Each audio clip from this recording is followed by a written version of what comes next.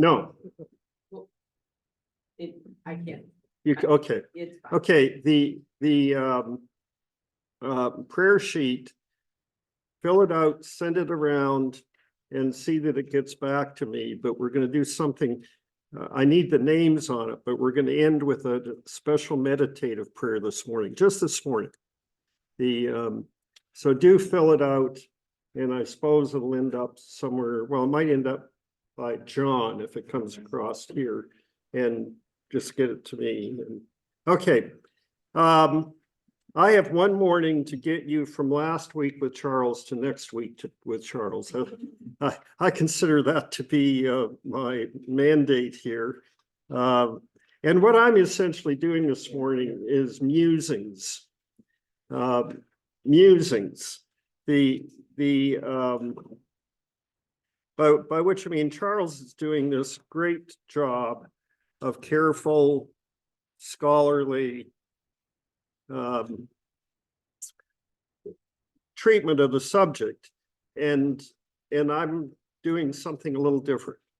I'm musing on my reflections on death and thereafter over years and years of thinking about it. And so I begin with this set of keynote verses, but this keynote verse, Ecclesiastes. If you know Ecclesiastes, you probably know that it takes just a common sense view of death.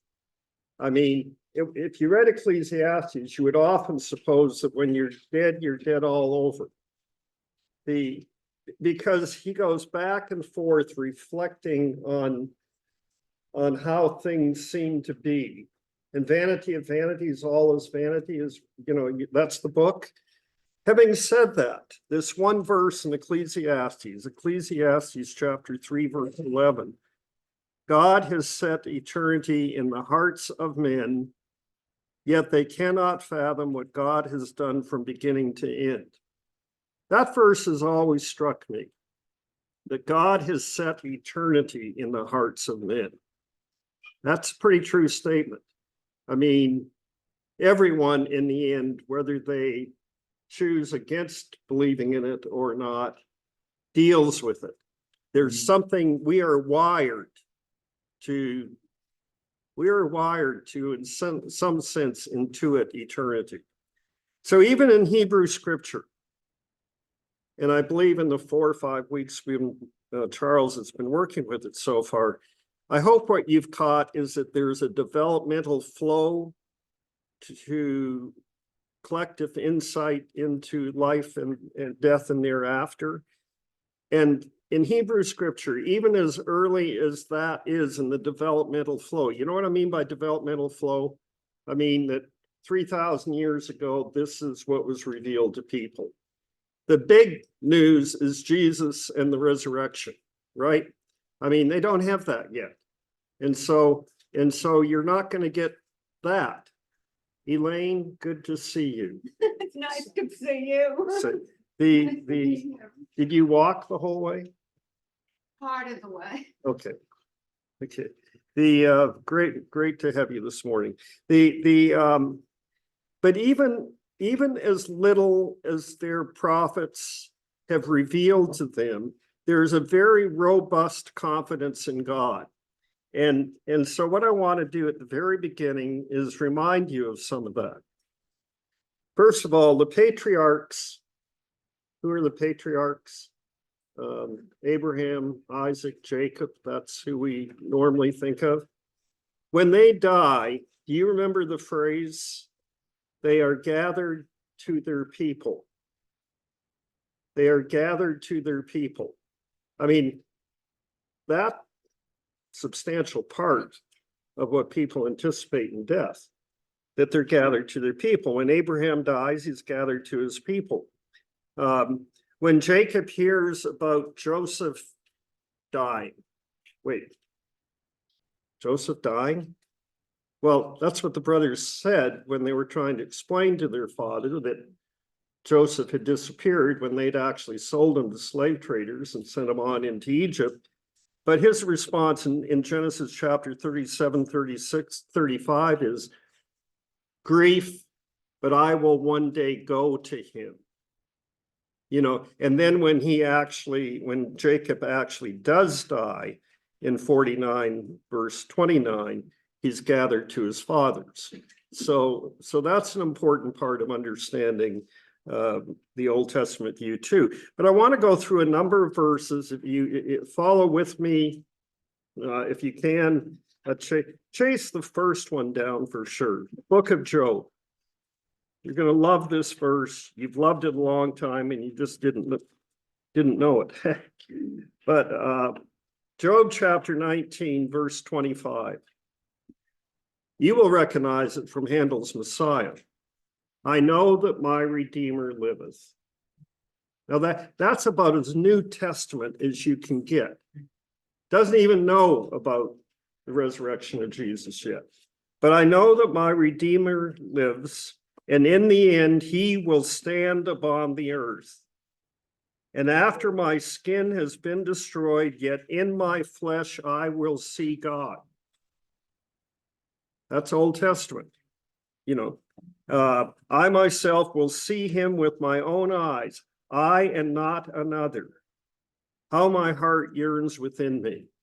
So I entered that in to say that even with their relatively partial notion of afterlife, they still had that confidence. And okay, Psalm 16. Now, did he understand what he was writing? Well, kind of he understood, but there's a whole lot he didn't understand. He just had confidence that somehow or other this is the truth. And I think that's what Charles has been saying often in here, that it's first your confidence in God that assures you of afterlife. It's not your confidence in afterlife that assures you of God. Does that make sense? You know, that if you know God, you have substantial confidence, not only for this life, but for what happens after this life. And that's what you see in Job 19. Psalm 16, taken to be from David. Therefore, verses 9 to 11, therefore my heart is glad, and my tongue rejoices, my body also will rest secure, because you will not abandon me to the grave, Sheol. We've talked about that. Nor will you let your Holy One see decay. You have made known to me the path of life. You will fill me with joy in your presence, with eternal pleasures at your right hand. Pretty good, huh? I mean, we don't do much better than that. A psalm that you're all familiar with, the 23rd Psalm. The Lord is my shepherd, I shall not want. He maketh me to lie down in green pastures. He leadeth me beside the still waters. He restoreth my soul. He leadeth me in the paths of righteousness for his name's sake. Yea, though I walk through the valley of the shadow of death, I will fear no evil, for you are with me. Your rod and your staff, they comfort me. Thou preparest a table before me in the presence of mine enemies. Thou anointest my head with oil. My cup runneth over. Surely goodness and mercy will follow me all the days of my life, and I will dwell in the house of the Lord forever. That's a very robust statement of God and afterlife.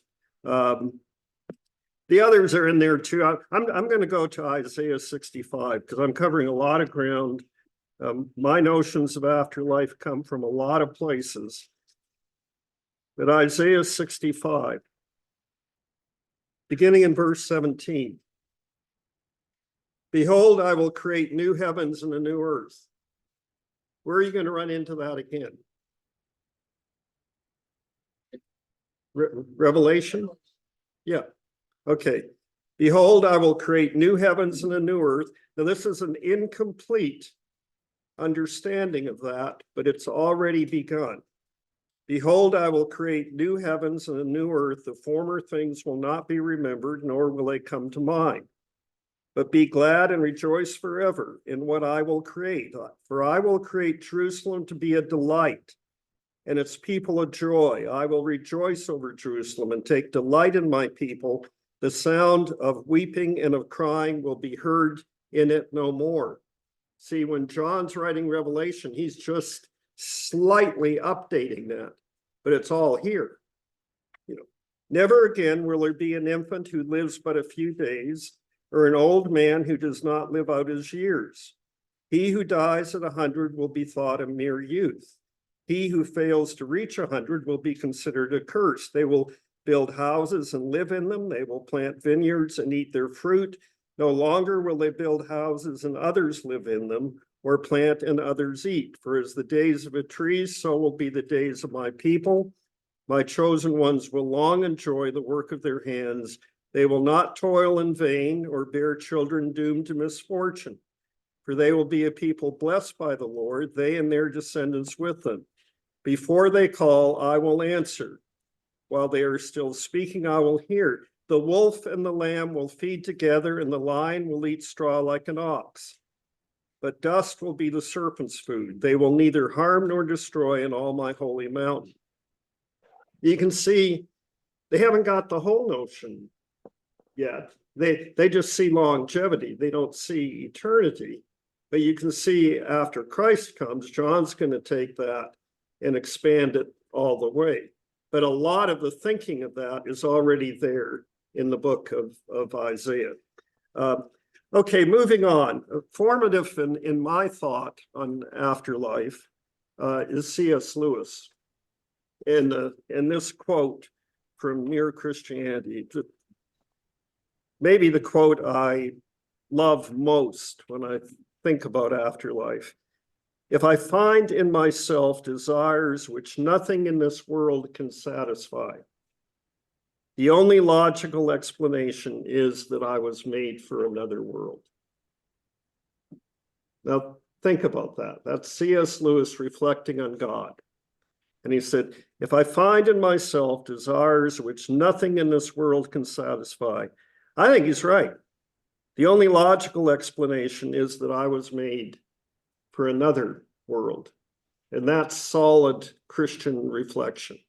The Chronicles of Narnia are filled with notions of afterlife. But what I want to call attention to is a concept that in a God-given universe, things fit. And there's correspondence. Now, in a universe that people try to figure out without God, they don't always fit. But in a God-given universe, they actually do fit. There's correspondence. What do I mean by correspondence? There's correspondence between the knower and what could be known. You follow what I'm saying? It's not like you're going to have a human being over here who's a potential knower, and there's going to be a complete disconnect between that person and what can be known, whatever that may be. Now, are they going to get perfect knowledge? No, but there's going to be correspondence. There's going to be a fitting between the two of them. The way they're wired to know is going to fit with the things to be known. And that comes from my understanding of God. It doesn't come from a scientific textbook. It comes from reflecting on God. You know, if you think about God, that's essentially what you will conclude, that there is a way to know truth, not in its entirety and not outside its context, but because we were created by God, there is a way to deal with what can be known out there in logical, rational ways that come together. And there's a correspondence between this life and the life to come. So in the Chronicles of Narnia, there's this great section. It shows up in a book I'll recommend here. I'm recommending numbers of books this morning. These are notes to take with you, and as you want to reflect further on this, even after this course is over, here's things you might read. But John Eldridge has a book called The Journey of Desire, Searching for the World We've Only Dreamed of. And he's the one that called my attention to this. It's a wonderful book. I mean, I read John Eldredge with a grain of salt, by which he gets too exuberant. It's a wonderful vision he comes up with, but every so often I think, oh, I don't know, that might be pushing it, but it's really nice to think that. Okay. But he is using his Christian imagination to envision an afterlife that's filled with adventure, filled with spiritual companions you can count on, an afterlife in which you find the role for which you've been being prepared your whole life. And I love that concept. You know, a lot of people, things are happening in their lives that's like sort of their role, but there's always this kind of disconnect that did I really find the role for which I was being prepared my whole life? And if you're not John, you probably wonder, or maybe aren't, you know, but for a lot, or me, you know, I believe I've found it, but listening to people, I find that they don't really sense they've found that. Well, the good news is you will find it. What your experiences in this life, I believe, are meant to prepare you for the role for which you were meant to have. And Eldredge will develop that thought. A little speculative, but again, confidence in God aligns with that. And the notion that in life after death, God fills us. We've discovered that God is the other half of us. Well, what he does with a section in the Chronicles of Narnia, there's a section where the kids, how many people have read the Chronicles of Narnia? Enough to catch the illusion.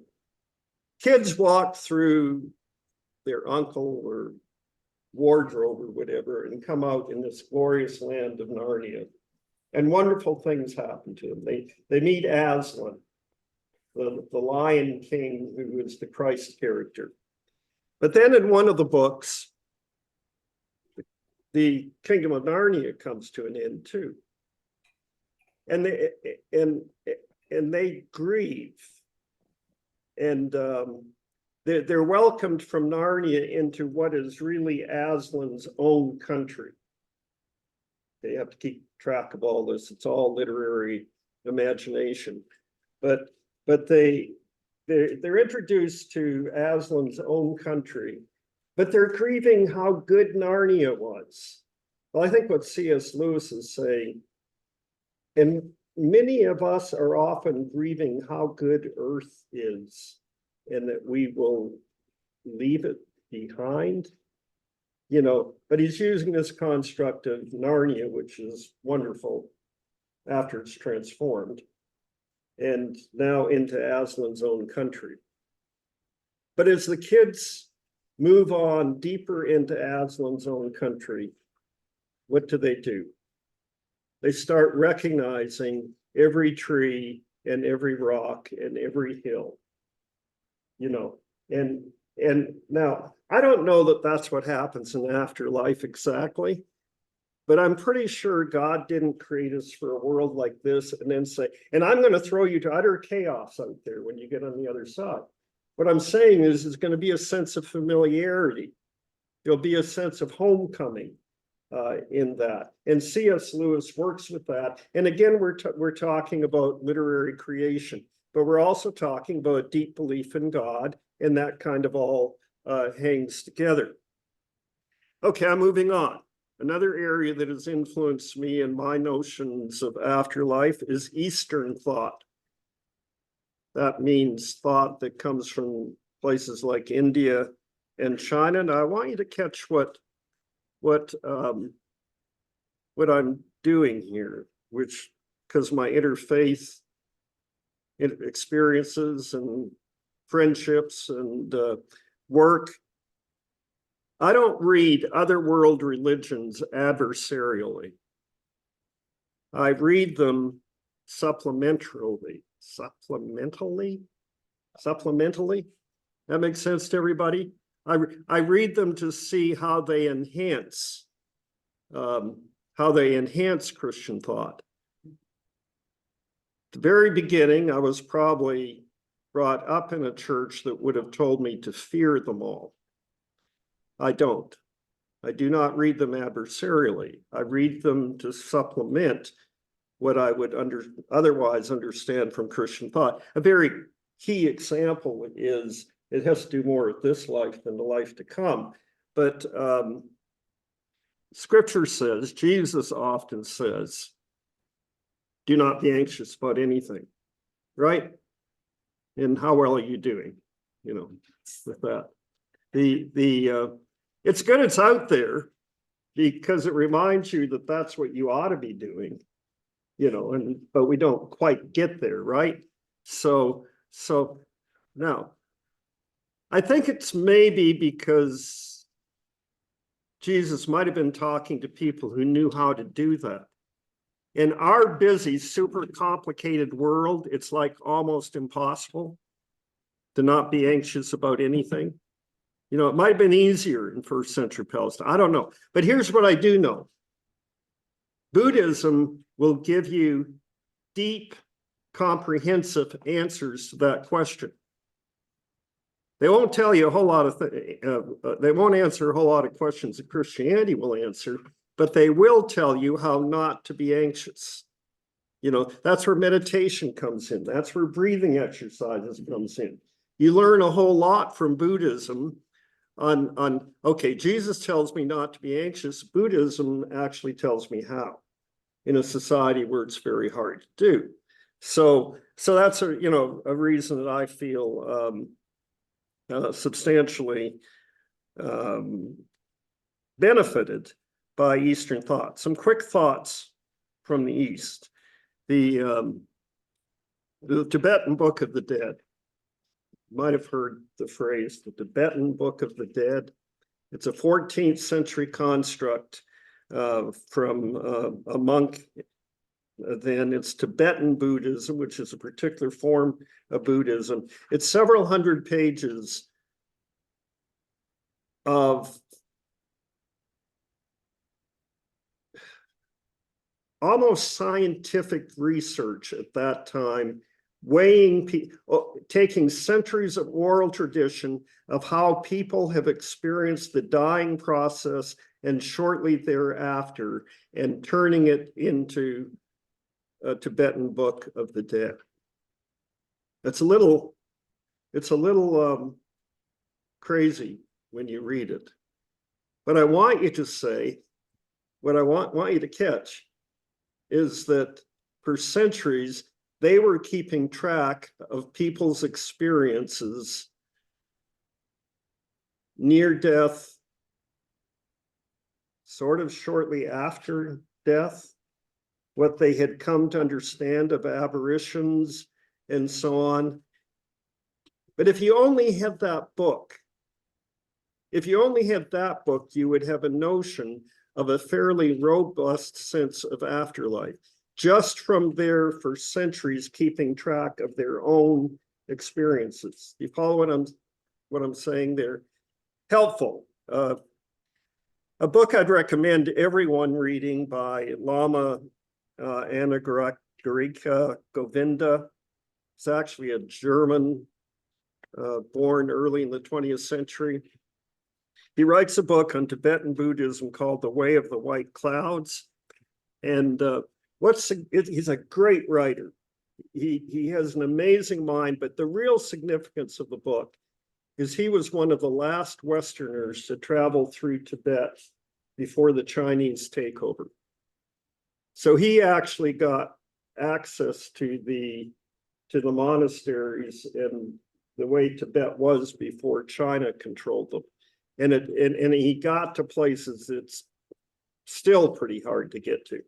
And so for a notion of life, his reflections on life, his philosophizing, It's just filled with rich insight that actually I felt enhanced my understanding. One of the best books on dying to me, is written by Kathleen Dowling Singh, who is Eastern in her thinking, but Western in her upbringing, a message of hope, comfort, and spiritual transformation. Now, it's hard for me to get an understanding of Eastern thought on really what happens at death. You've heard of nirvana, right? I mean, and there is a sense in which we actually want to get to nothingness. Oh, wait a second, I don't want to get there. You know, we want to get to extinction. A lot of the ways Eastern thought is portrayed is this sense of extinction. Because Eastern thought has focused on suffering, suffering, suffering, and it ends. And now, but what Kathleen Dowling Singh does, which is this really great job, she says, wait a second, that's not exactly what happens to the soul. The soul ceases being the limited thing it currently is. It infinitely expands. You go, oh, well, that actually is sort of what Christianity is saying. It's not a descent into nothingness, it's an extent into oneness with God, into cosmic consciousness. And Singh does a really great job of pointing out that yes, the East did sound like that, but if you really look a little deeper, what they're really talking about is the soul expanding in marvelous ways. So I cite a book by Ken Wilber. Okay, a lot of you have read Chronicles of Narnia. How many people have read Ken Wilber? Okay, so I can tell you anything I want about him. No, Ken Wilber is a formidable thinker about life and reality and so on. He's written 20 books. I've now read 3 or 4 of them, and they're worth reading. He's brilliant off the scale. I don't buy the package. I pick up enormous insight along the way. But along the way, he writes a book that's fairly autobiographical called Grit and Grace. And it turns into the love story of a woman he marries back in the 1980s. And within a week of marrying her, she finds out she has incurable cancer. And so it's 4 years of her journaling, and they're talking together, and he's keeping careful records, she's journaling. They're very Eastern in their thinking, which is sort of this notion of we just sort of are transformed into this cosmic, I don't know, amorphous thing, and we no longer have individual existence. That's what he's saying. Here is what they both agree. His thinking is filled with this. But I want you to notice what he admits as she comes to die. She says, as Trey is dying, you'll find me. Yeah, I promise. Okay, then it's time to go. That's like a day or 2 before she dies. The day she dies, you'll find me. Yeah, I promise. Then it's time to go. Now you see what just happened there? Formidable mind, but he hasn't grasped the Christian truths on numbers of things, but he has grasped substantial truth of a wide, comprehensive nature. In the end, you can't get rid of that thought. I'm dying, and I have to know you will find me. Well, that's what Christianity is saying. Yes. And even someone schooled in Eastern thought has to think that in the end. In their gut, they know that. That's what I'm trying to explain here, as brilliant as he can be. Okay, picking up speed, I had this notion of we'd have a Q&A session at the end. I always have that notion. And I always find clever ways to make sure you don't get one. No, it's just too much material. Near-death experiences. If you haven't paid attention to near-death experiences, you should. It's a remarkable field of literature now. It began really in the 1970s with Raymond Moody's Life After Life. I've recommended 2 books, one by Kenneth Ring, one by Bruce Grayson. If you are interested, go to those books. I've read 20 books on near-death experiences. Those are the 2 best, the most accessible, the most carefully reasoned out. They bring sort of a scientific analysis to the experiences that they're looking at. But basically, here's the pattern that they find in near-death experiences. People go through a life review. You've heard that probably. That's almost part of our general knowledge now, that when a person dies from these near-death experiences have really exploded. Why? Because we can bring people back now. I mean, because cardiology has got to the point where people can essentially be out of their bodies. And now it's not like a person or two, it's thousands of people, tens of thousands of people. I mean, now a lot of people who've had the experience will not tell you, because they've had too many of you tell them they're crazy. So what I'm saying is more people have had this experience than most of us know. And a number of people, probably have actually had the experience. It's becoming more acceptable to talk about it because tens of thousands of people, and probably more, have had the experience. It's being codified, it's being analyzed, it's being cataloged. Kenneth Ring is at the top of that. And people go through this life experience in which almost in a flash, in a moment of time, they see it all the good, all the bad. It's not to put them in a bad spot. It seems more educative. Okay, they go on into this experience, and when they're gone, 5 minutes, 10 minutes, 20 minutes, they are brought back. And many of them remember what they went through. They don't all have the identical experience, but they do have common elements that more often than not show up. And one of them, it's how they come back. When they come back, they don't fear death anymore. That's the stunning thing. Most of them are from then on, will live however long they live without any fear of death. Because whatever they saw has eliminated that. And most of them have what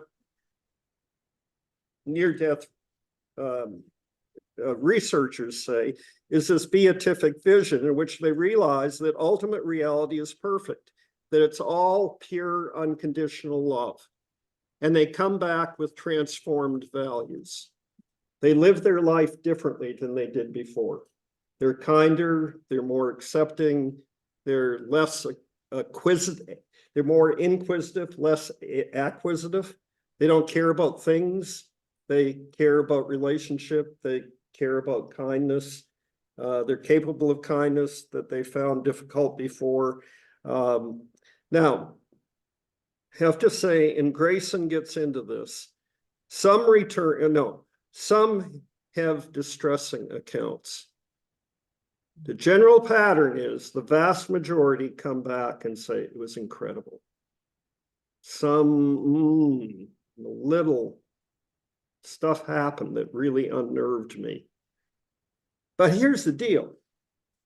In a lot of Christian thought, sectarian thought tells us that we, the few, the saved, we have a great experience when we die, but the vast majority of people go to hell forever and ever and ever. Forever and ever and ever and ever. Our imagination kind of runs out. We kind of think we believe that, but if you actually thought about it, you don't. It's absurd. We'll get to that in just a second.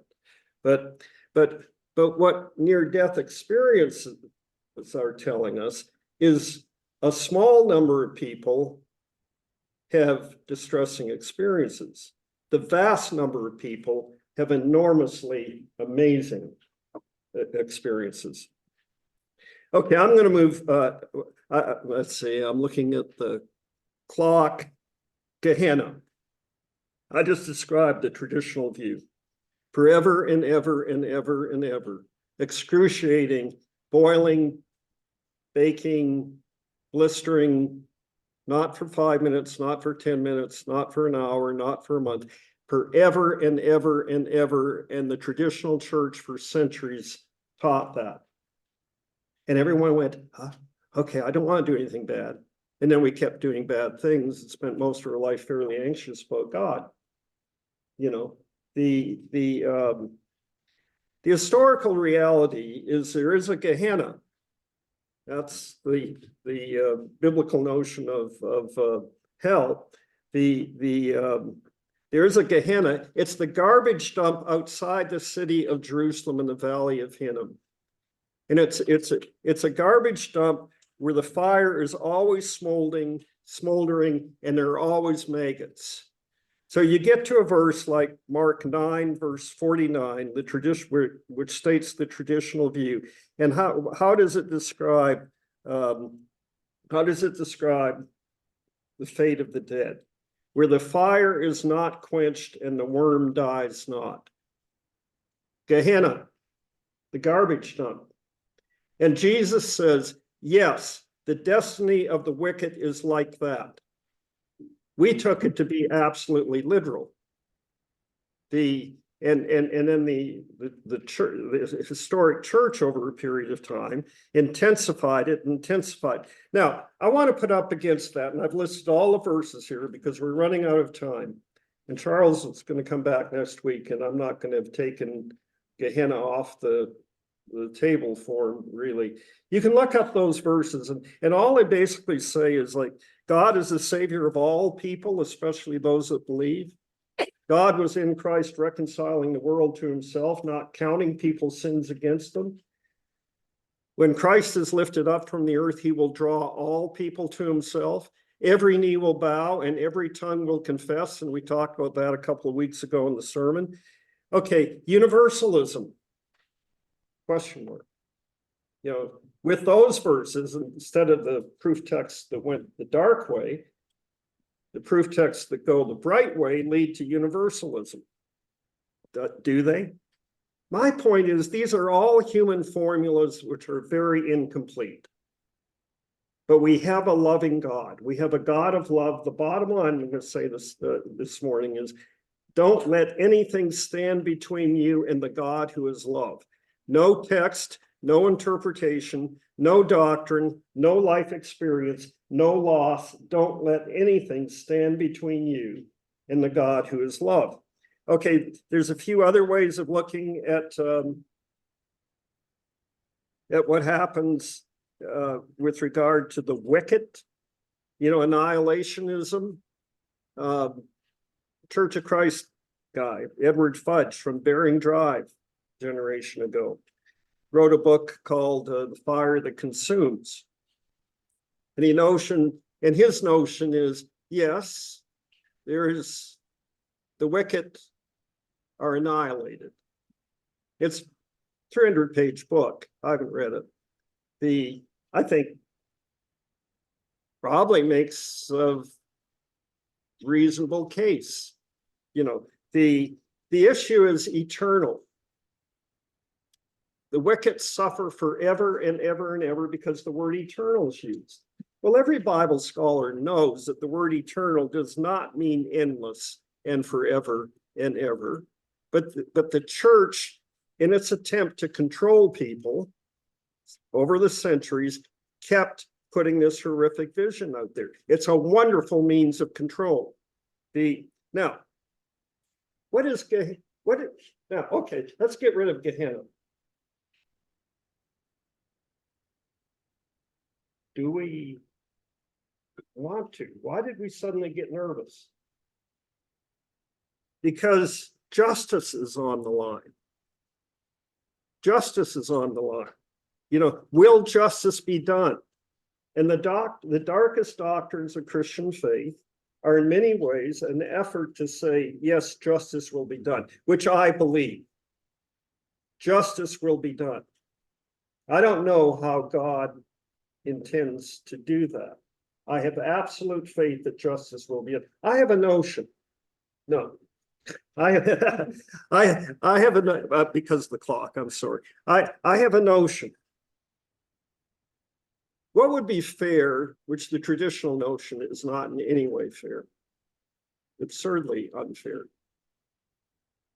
What if we all got our feelings back? What if it's all written down here so you can quote me, cite me, and get me in trouble afterwards. But what if we were all made fully aware of what we have done, good and bad, and their full consequences? What if that's what happens at the point of death? You become fully aware of everything you have done, good and bad. Now, we will jump to, well, the bad things. You've done enormous good things that you have no idea the consequences of. In that moment, you're going to become aware of it. See what I'm talking about? And you're going to see, well, you made a lot of mistakes. You had a lot of misunderstandings of things. You didn't get everything right, but you intended to. And you did a lot of kindness for people, and people don't know that. They, you know, we forget the smile we gave a stranger and how that changed a day and changed a life. I mean, sometimes that kind of thing happens. Well, yes, but the bad things too. Suppose Hitler gets a full notion of everything he did, everyone who died because of him, and all the how they experienced it, the emotionality of it all. His cosmic consciousness includes it all. What else does it need to be done for justice to have been done? I don't want to be in the shoes of a truly wicked, self-centered, narcissistic person when they become aware of who they are and what they've done.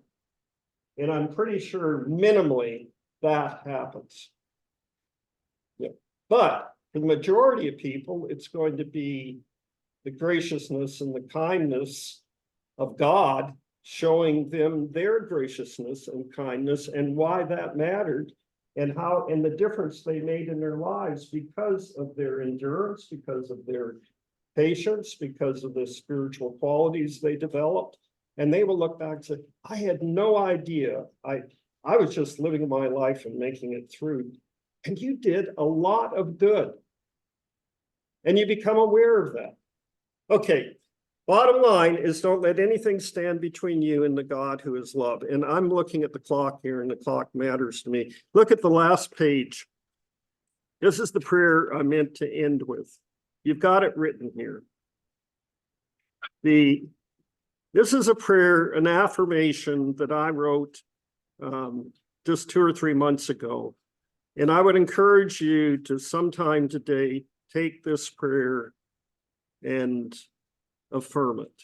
And you may sit there for a few more moments and look at it, or go up to the chapel and begin worship, preparing your minds for worship with this affirmation. Thank you. We covered almost everything I wanted to. We turn it back to Charles next week. Thank you, everyone. Yeah.